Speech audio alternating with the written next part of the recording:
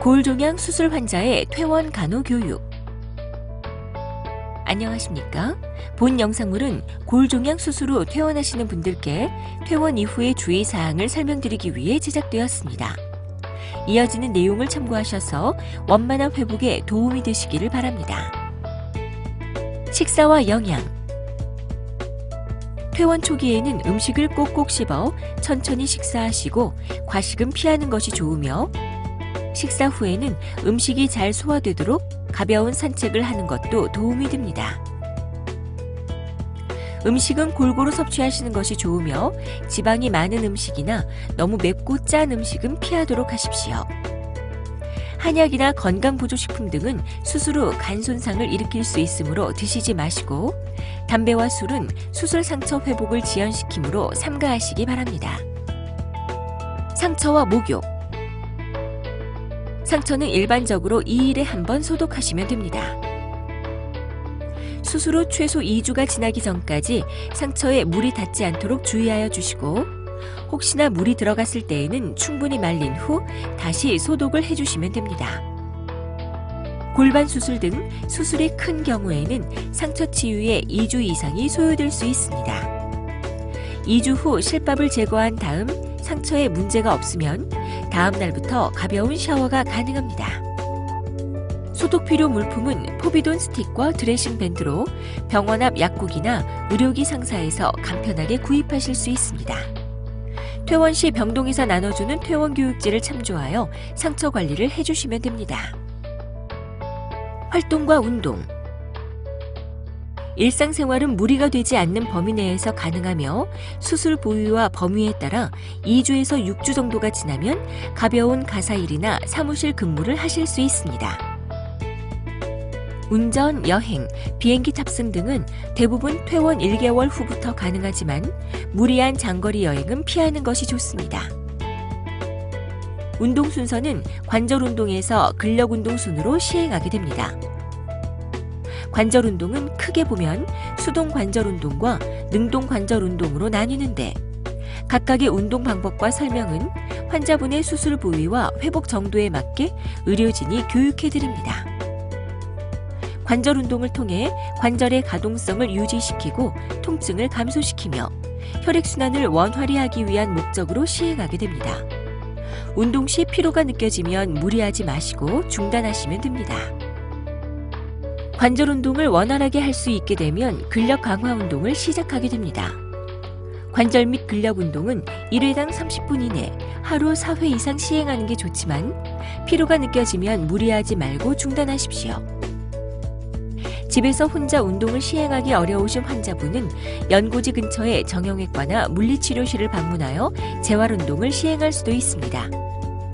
다음은 환자분들께서 많이 문의하시는 어깨, 무릎 관절 운동 방법입니다. 어깨 관절 운동. 첫 번째 방법. 아픈 쪽 팔을 가슴 앞에 놓고 반대쪽으로 길게 뻗어줍니다. 이때 건강한 팔로 아픈 쪽 팔을 받쳐주면서 바깥쪽으로 잡아당겨줍니다. 10초 유지 후 천천히 내려줍니다. 이 동작들을 10회 반복하는 것을 한 세트로 정하고 총 3세트 진행합니다. 두 번째 방법.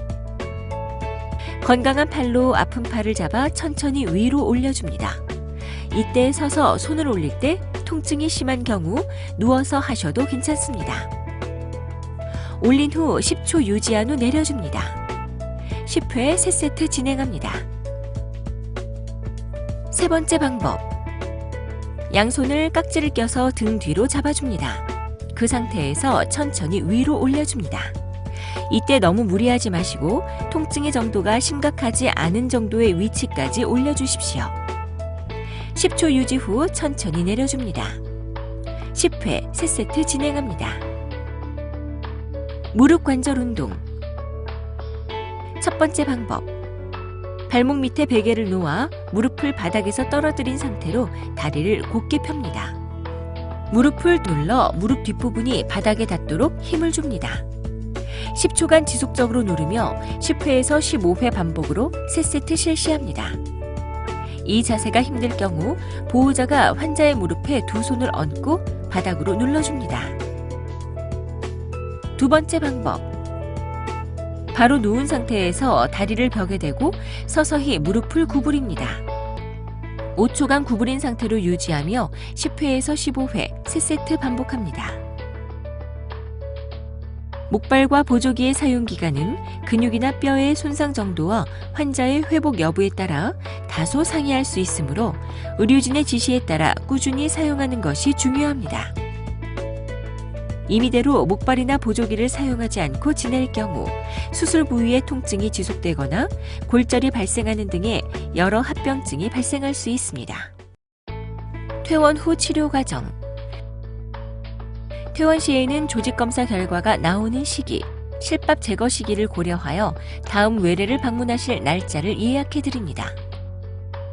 외래에서는 혈액 검사 및 엑스레이 등 몇 가지 검사를 통해 수술 후의 회복 과정을 평가하고 실밥 제거 등의 처치를 시행합니다.